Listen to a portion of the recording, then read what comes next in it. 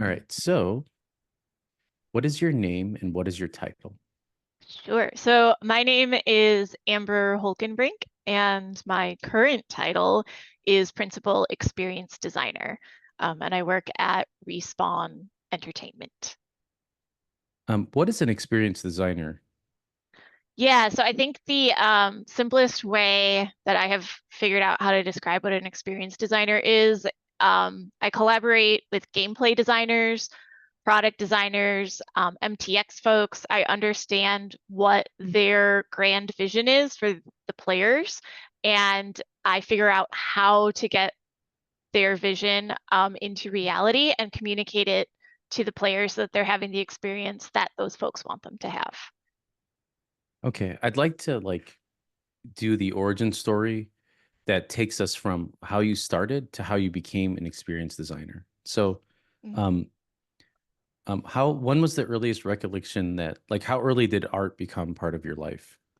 Yeah, so I was always drawing when I was a kid, and both of my parents are super artistic. So my mom was always doing crafts, like making um, costumes for school plays, making like barns for My Little Ponies in the 80s and things like that. And my dad had just like massive sketchbooks. And so I think it was just like drawing is what you did when you were bored in my house. And so I've always been doing that ever since I was little.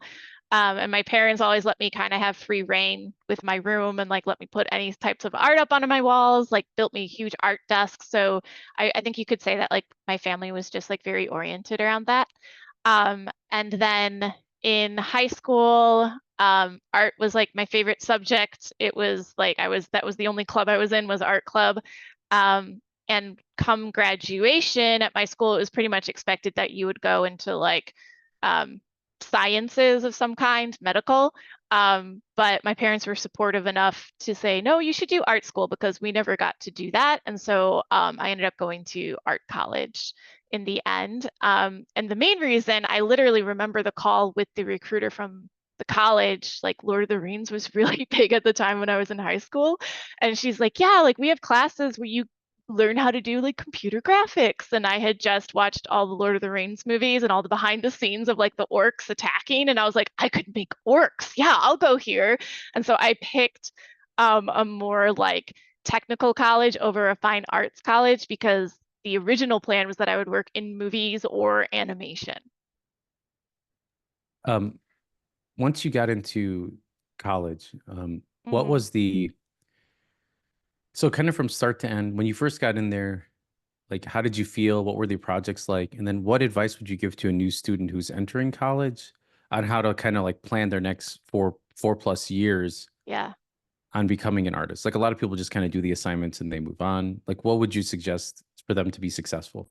Yeah, totally. So when I started school, it was very overwhelming because I realized I actually didn't have any like fundamental core art training at all. It was like all of a sudden this thing that was like a hobby for me and I always liked doing and like kind of came naturally. Folks were just like, well, here's color theory and here's what composition is and all of this stuff. And so it was a really tough transition of like taking all the instincts I had and like figuring out what labels to put to it all of a sudden and just kind of working within that structure. And so I think that was really tough. Eventually, I realized that my own way of approaching art could be incorporated with the things I was learning, and that every teacher had something valuable to offer me. And like it was okay if one teacher and I didn't connect. I just learned how to find their point of view of how to approach art and apply it to my own. And if it wasn't everything that they taught me, it was fine. Like I knew I was going to get another teacher who would probably teach me another point of view that would help there. So yeah, I think just transitioning into that and knowing that I could still like have my own voice in like creating artwork and not having to do it exactly the way they wanted to. And then, oh, sorry, what was the next question you had? No, I think that's perfect. I think Okay, cool. the next step is like, okay, so you're in college. Yeah. What prepared you? Like, what portfolio did you have leaving college, and that Hmm. helped you transition to your first job out of college? Yes. So once I kind of found my groove with classes, I started to make a lot of friends with folks in different classes. And somehow I was making friends with people who were all better than I was. And I think like at the time that was really intimidating at first, but now that I'm older, it's something that I literally apply to my everyday work is like I always try to work with people who are better than I am because those are the folks who I'm going to learn from. At that time, it was like a healthy competition where we were all just trying to be a little competitive. And so we wouldn't just do the assignments, we would always kind of go a little bit above and beyond.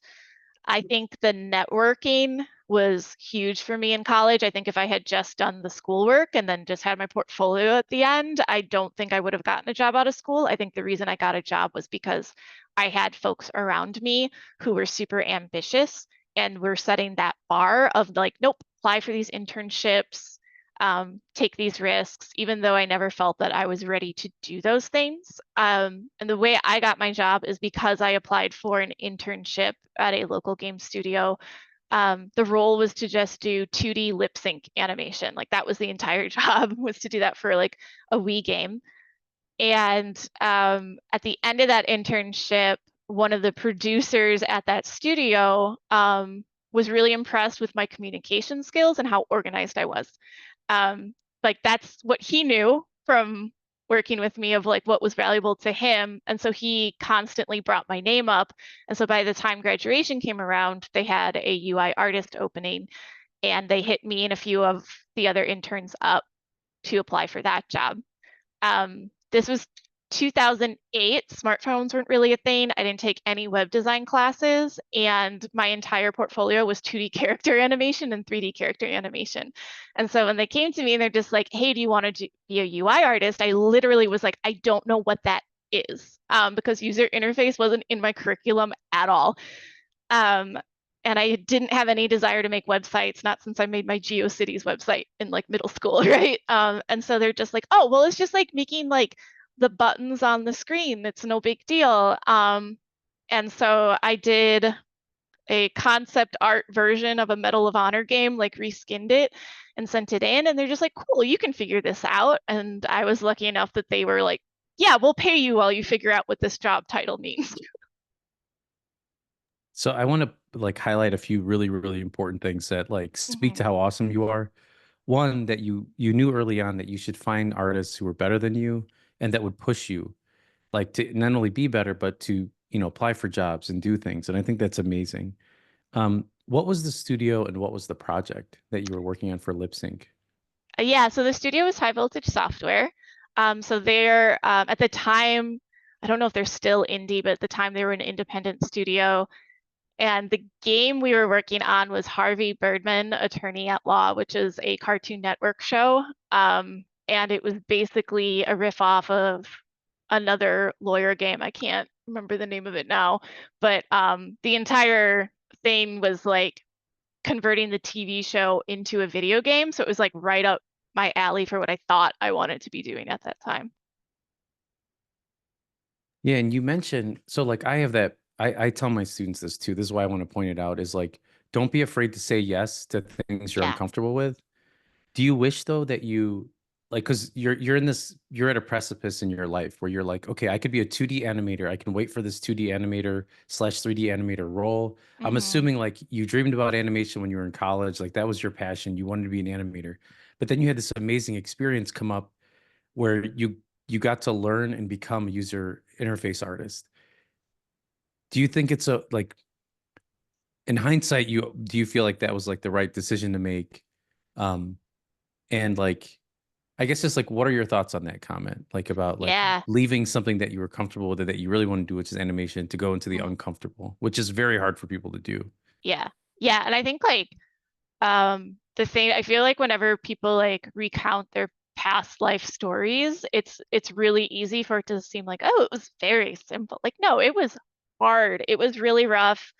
I wasn't doing what I wanted to do. But uh what happened was I was like, okay, I'll do this UI thing. I don't know how to do it. And they're like, cool. And they're like, as soon as we have an animation opening pop up, we can move you into animation. And so I was just like, oh, okay. So that was kind of the carrot that got me to do it. Also, once again, it was 2008 recession. And I just needed a job because student loans were coming, right? And so it was like a mix of like desperation, I need to get a job, and they might make me an animator later.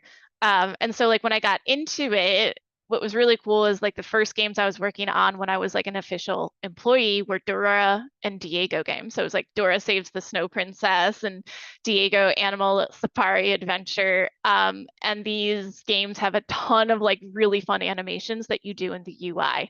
And so it was one of those things where I was just like, yeah, like I am great at making the effects animations and sparkles, and like I can make the meters really exciting and these buttons really flavorful. And so it was like I took the thing I knew how to do and applied it in this space. And so I think that's something that's really important is like when you're getting out of school, like kind of like visualize a Venn diagram. And if like the thing you're intending to do has some overlap with the opportunity that's in front of you, like still take it because you never know how much that Venn diagram is just going to like eclipse each other and like you might find yourself in a new position.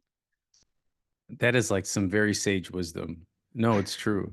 I even like I kind of piggyback off of that. I always tell them like kind of take the experience even if it's somewhere in the realm of what you want to do. Like sometimes Yeah. you have all these red ropes that are in front of you and you kind of pull one and then all of a sudden you find that it branches to somewhere else and then you Mm. follow that rope and then it kind of takes you to where you're supposed to be instead of like forcing the process which you could end up stalling for life and all that stuff. Oh yeah. You're Yep. at this studio, you're probably kicking butt because I know you, like you're a hard worker, user UI, and the fact that like I know people who went into UI and then they quit and they went and did something else because Hmm. it requires you to be a painter, it requires you to be a programmer, it requires you to be a designer. I mean, just and then like even that's why they always lump UI with user experience is Yeah. because you are like living process. Whereas like when I was a character artist, I would make the character and then it would go off into the ether and sprout wings, just do whatever it wanted for the player. Same world the entire time. Hmm. So how did you, was there a promotion on the process? And like how did you work your way up within that studio and how did you transition to the next studio? Yeah. So I think yeah, with user interface, so I've been at three different studios now. Every time I join a new UI UX team, and at that first studio, I was there for 10 years. Over the course of those 10 years, what that UI UX team looks like is always different, like constantly. Like I have been a 2D artist, I've been a 3D artist. I've done animations, I've done implementation. Early days at that studio, I was basically just reskinning what other folks would hand me. Like they would just like implement the buttons in the game and they're just like, okay, make it look pretty now. And so I didn't have any like autonomy or authority when it came to the design of these menus. And then one of the directors at the studio was like, have you ever heard of wireframes? And I'm like, what's a wireframe? And so he taught me, he just like showed me, he's like, this is how they're doing this at other places where like you wireframe it out and then you skin the art and then it goes into the game. And I was like, amazing. And so I integrated that into my process. And then like I started looking up more stuff online about like user experience and UX and like realized that what I was doing was more UX. And then I realized that the problems I enjoyed solving were the UX problems. Like I enjoyed working with the gameplay designers, the VFX artists, audio, animation teams, because the problem I realized that I was running into is that they wanted to solve everything by putting more UI on the screen. And there's like a lot of things where it's just like, okay, well, if you just put like a bright light above that door, I'm going to go to the door rather than you putting like a 2D icon that's stuck to the screen and, like ruining the mood, right? So yeah, so then I just started like doing more research on user experience, and I ended up finding the website of a psychologist named Celia Hodent, and she puts on a game UX summit every year. And there was one that was taking place in Toronto, Canada. And I had talked to the studio, and I was just like, I really want to go to this thing. I think it would be great for me and the other UI UX team members to go to it. Some things fell through. They ended up not being able to send me, but the tickets, they couldn't get a refund on it. And at that time, I was feeling very much like in an echo chamber of user experience. Nobody else was really in the same place I was of how to integrate it into the process. And I was like, if I pay for myself, can I still go? And so they were like, yeah, that's fine.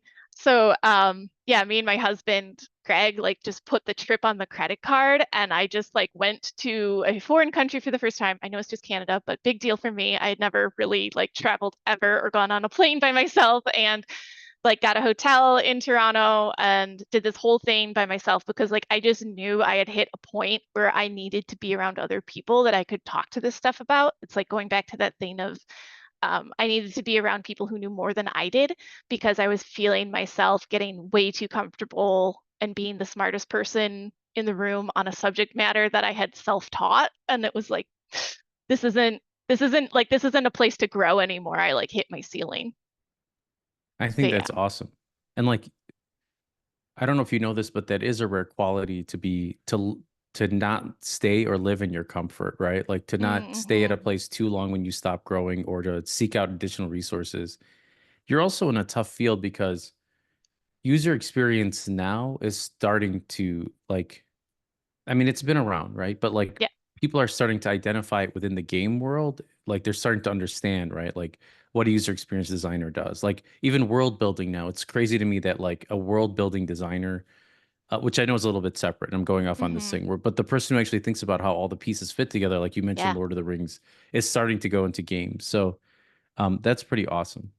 Did you ever on your journey, did you branch off into any, like I noticed you worked on Mortal Kombat. Was that for Mm-hmm. NetherRealms here in Chicago? Or Yeah. Yeah. were I those will. contract positions or was that transition here? What was that like? Yeah, Like so work the way High Voltage was structured is they had a lot of different types of projects, and that's what I really value about those first 10 years in the industry, because like I got to work on every type of thing. Like it wasn't always glamorous or things that like people knew about. But Mortal Kombat was an example of one where High Voltage was contracted to port the game from console to PC. And so that was like one of the first times I got experience with like PC considerations and keyboard mouse considerations and how to port a game. And so I was doing like, it was pretty light UI work that I did on that one, but it was still like a lot of conversations with designers. And then there was a mobile app that I also worked on with that studio. And that was like the first mobile game that I worked on. And it helped inform me for other mobile projects that we ended up doing at High Voltage that were more like independent projects. So a studio like that at the time, they would do publisher games for like Nickelodeon, and we would do contracts with other studios. But they also mixed in a lot of original IPs where it's just like, hey, we have this person internally who has this great creative idea. Um, let's let's put some money aside so that like we can like incubate it and see if it gets legs. And so I had that experience of working with like a very structured brand and then like we're making it up as we go. So, yeah. Yeah, how do you handle um like you said, more structured titles, working on different genres, working on Mhm. different platforms. Like, how do you, because, like working together at High Voltage, it took me a while to learn how to switch art styles. It took me a while to learn how to, because they Yeah. had us switch like almost 4 months, like on different projects. Hmm. How did you handle, did you have a specific processes in place or like, what advice would you give someone who does work at a third party studio on how to handle the fluctuations? Yeah, And totally. I think the biggest thing for me is whenever somebody comes to me with an idea, I can like you learn like no idea is completely original, right? So you're just kind of like, okay, where is this coming from? Like, what did you watch? What did you play with? What did you like interact with that gave you this idea? And so then I start there. So if somebody, if someone's just like, well, I saw this movie and I want it to be like this and I want this vibe and this feeling, I'm like, okay, cool. I'm gonna go watch that movie so that I'm on the same page that you're on. Because otherwise you're kind of experiencing a game of telephone where like the inspiration for them is now coming through like their interpretation of it, which is fine. Like you want that information too, but it's also good to know the seed that it came from. So like a big thing for me was always like fighting to be in these conversations as early as possible on a project so that even if I didn't have tasks to do right away, I was there for like the brainstorm and the waves and like where everything was landing so that by the time I started to come in to solve problems that they needed solving, I understood where they had been previously. We call this at my current studio, we call this phase like recon, where it's basically you're just like doing a ton of research, like where their idea come from, and then I would go out and find other things that I think kind of fit the bill to like round that out and make it like a holistic vision that we were going towards.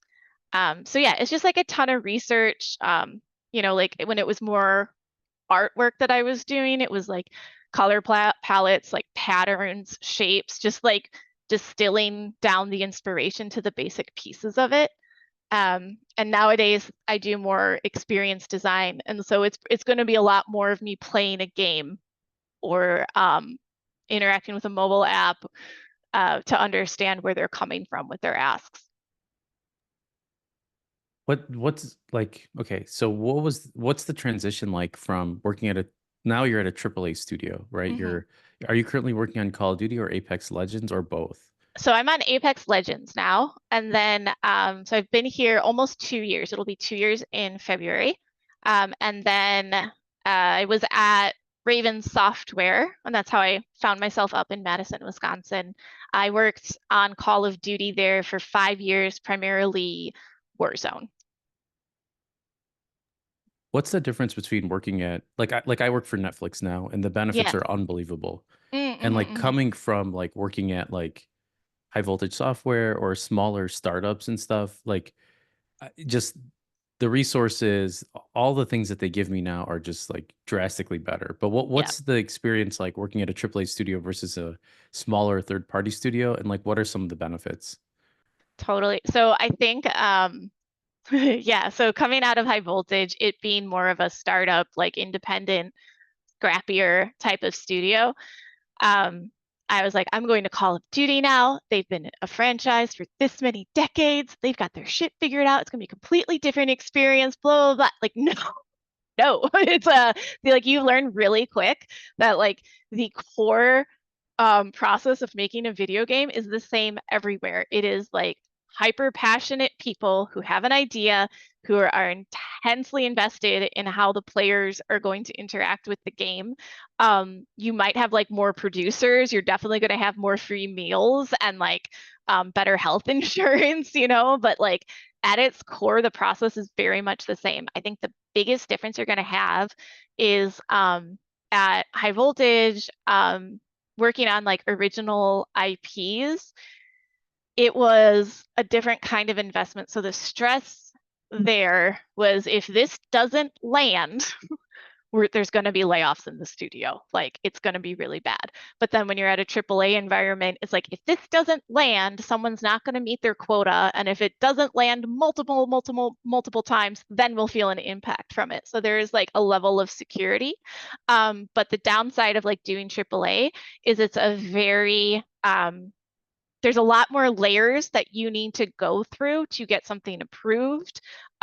You really have to step up on your negotiation skills, your communication skills, presentation, because if you want to make an impact in a larger place like that, you really need to understand the playing field that you are on, play by those rules, and then identify where you can start changing the rules. And I think that is true at any studio, but it's going to be a much longer process at a AAA studio than it would be at an indie place. Yeah, I would agree with all of that too. And the thing is, it's funny, like, yeah, now I'm at a AAA studio. Hmm. And it's funny that you bring that up because I'm very thankful to High Voltage because we worked under such strong limitations and Yeah. either the tools they provided us with or the types of platforms we were delivering on. And living in those limitations really forced me to hone my skills and get really good at working, smaller texture sizes, all that stuff. Hmm. And one of the first things they had me do when I got to Netflix was they I went back in, I'm like coding shaders, I'm doing all this stuff, and everything is hyper optimized, right? Because this is the mentality I've had for the last like 20 years, Yeah. right? Well, at least 14 years since I left, HVS in 2010. And like they're like, "Oh my God, like, can you just take a moment and re-optimize everything in the video game?" And I was like, "The like everything?" They're like, "Yeah." And they're like, I was like, "How about I do one better? I'm gonna write documentation and make video tutorials on how to optimize the models, the shaders, and all that stuff." And they're like, Yeah. "Great." And a lot of stuff that I learned, and I forgot about this, and I'm thankful to HVS for, is because we had to do that to make the games look good on the Hmm. Wii, you know, and versus this other stuff. And you're right, like the process is actually the same, right? The workflow Yeah. is the same, all this stuff. Yeah. They do have more project managers, I noticed, so they run Hmm. smoother. And you're right, I get more hooded sweatshirts and free food and stuff. But Exactly. The swag game is top tier. yeah, Yeah. for sure. I guess my last question is, can you take us, like you mentioned, like you're documenting, you're playing the game, you're documenting. What is a day like for a user experience designer? And Hmm. then any concluding thoughts you have on somebody who would love to become an experience designer in the future? Yeah, so my day to day, so yeah, we talked about how in the early days I did a lot of UI art. Over the years, I realized that like it was not healthy for me to do art as my job because like that was like my happy place my entire life. And now all of a sudden it was being like criticized. And I don't know if y'all know it, but there's no right answer when it comes to art. And that like I just couldn't handle it anymore. But I realized for some reason doing UX designs and being wrong when it comes to design was like I it didn't impact me emotionally. And so I think that's like why I kind of transitioned to more of the user experience design side. So as a user experience designer, I think like the biggest role I play in the day to day is making sure everybody is still aligned to the goals of the design. So like you have your product managers who make sure that everyone's aligned to getting stuff done on time and that, like everyone's on like the same page, et cetera. But I have to do that at like the molecular level rather than the high level timeline level. So when somebody comes to me with like a game mode, for example, I'll go through that whole recon process to understand where they're coming from. And then I get into wireframe designs where I'm in Figma and I am laying out basically storyboards. This is where like my animation experience has benefited me a lot is I can do a really good job of laying out the user story and how a player is going to interact with everything and in what order, what's going to pop up when, and then like where the edge cases are going to start branching. Accounting for all the edge cases is something that is really important for the user experience designer to be doing because it's really cheap at my stage in the process to catch those edge cases and make a plan for it. So once we have, the wireframes, the flows, and we've aligned on all of that, if there's a new widget that needs to be added to the HUD to explain the feature, I'll break down what all needs to go into that. I'm checking with our UI tech designers who are going to be the ones implementing it. And with our UI artists, I check with tech design to make sure it's possible. And I check with art so that they can start building an idea in their head of, do we have existing art assets that can support this? Am I going to have to create something new? Working on Apex Legends, since it's live ops, the same thing with Warzone, like reuse is huge because you have the same players coming in every day. You don't want to like have a new looking game all of a sudden, they'll get confused, right? So keeping them in the loop. And then I'll be talking to audio and VFX. So like going back to what I was saying earlier, there's a lot of ways to communicate to a player, like do this, don't do that. Here's good feedback, here's negative feedback. And so I'm identifying the spots where UI is the best solution or working with VFX and audio to see if they can help reinforce that moment so that we don't have to put like more text, more icons, more widgets on the screen. And so once I've talked to all those folks, I'll probably do an update on my wireframes to like call out where they're going to come in and do their thing. Then we have a meeting with everybody on that feature with production. And if everybody's aligned and on the same page, now we go to tasking where everything I have in that design is tasked out to all those different departments. And through this entire process, while I'm working with all these folks, I'm also communicating up to the feature owner who requested this in the first place and making sure that they are aligned with how we're going to be solving the communication problems along the way. I think that's incredible. A lot of people want your job right out of college, but they don't realize that you kind of touched on this. your role right now is a complete culmination of your entire career up to this point. Like Yeah. you're like, I worked on I did UI, I did design, I did like all like animation, I've done all of this. And that's why I can go in and build the experience for the players. Because like if they would have just threw you in this position like 10 years ago, I don't know. I mean, maybe you because No, how I could nimble you not have are. done it. No, Yeah, there's I no wanted to way. pay you Yeah. a compliment, but like even myself, like as a lead tech artist, it's like I coded for a company. I also did art for a company. I did UI for another now like I Yeah. did VFX for another. I didn't know this job existed 10 years ago. I just kind of grew into this position because it's a Hmm. culmination of my experience. Yeah. Um, and I think it's important that people know that. Like they don't realize the people at Pixar have animated 3,000 toothbrush commercials before they got to Pixar, right? Oh, Like, right. Yeah. Well, and I mm, think I work with some folks who, because there weren't like experience design programs when I was in school the way there are now. But I work with other designers on my team. One of them has a master's in this, and what she brings to the table, very different than what I bring to the table. She has like a million workshops she can run to help us make these decisions and do that. And like, I work with her and I'm just like, oh my God, I'm just pulling this out of nowhere. Like you have a process, right? And then there's another person on my team, and she's a former computer science major who transitioned to UX design outside of school. And so, like, the way she puts her stuff together is from that perspective. And so, like, every perspective like can contribute to it. I think like the most important part is that you build empathy for the other teams you're working with. Um, and like hone your communication skills, because like even if you're the most brilliant designer, like if you can't let a product person know that you care about what they're trying to do, but you see a dark UX pattern in it that you got to fix for them, like they're not going to be as open to you taking their idea and in a new direction. So yeah, that's the thing I've seen consistently for experienced designers is like you have to be like empathy designers too. that's awesome. I think that's great. And also the fact that like people approach things differently based on their experience. I don't Hmm. think I don't that's why I was saying like defining what an experienced designer does is difficult without just kind of throwing some blanket statement in there. My Yeah. final question, and then I'll let you go, is where do you see the future of your position of becoming an experienced designer going? Oh my gosh, I don't know. So that's the thing. So I'm actually working because there's a lot of factors, right? Is this like what's the new trend in video games? Like for the last 7 years, I've been working on live ops VR where I'm releasing something every couple like every month or some it's just constantly shipping. Whereas like in the beginning, I was shipping a title or two every year. So and then, and now like I have a community that is sharing their opinions constantly with us, and we're pivoting towards that. So I think the live ops element and community engagement, I don't see that part going away anytime soon. Um,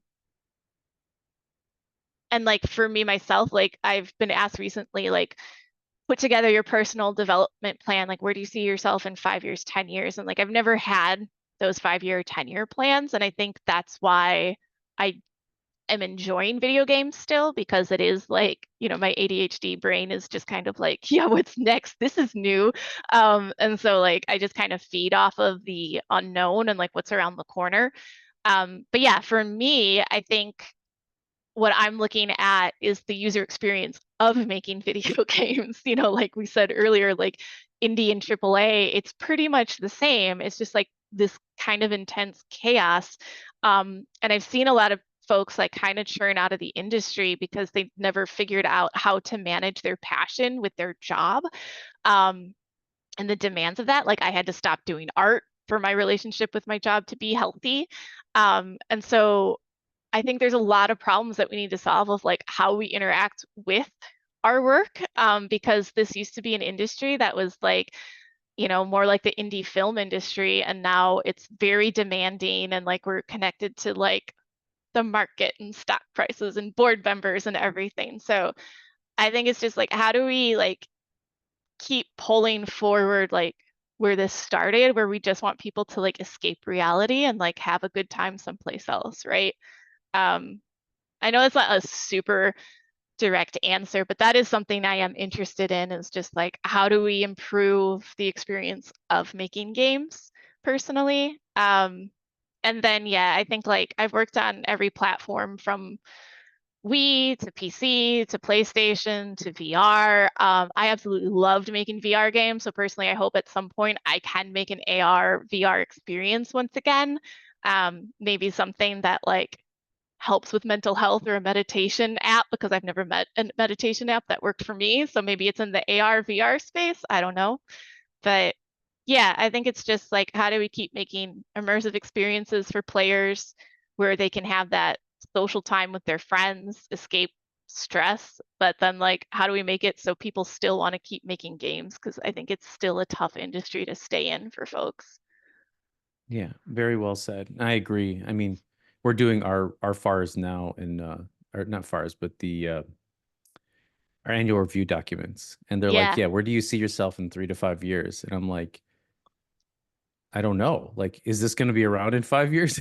And so right. Like, what are like you gonna either need me to like do? Like, yeah, exactly. yeah. Like you know. But Amber, thank you so much. That was incredible. I really appreciate that. Oh Like yeah, and it's very well said. thank you for talking to me. It's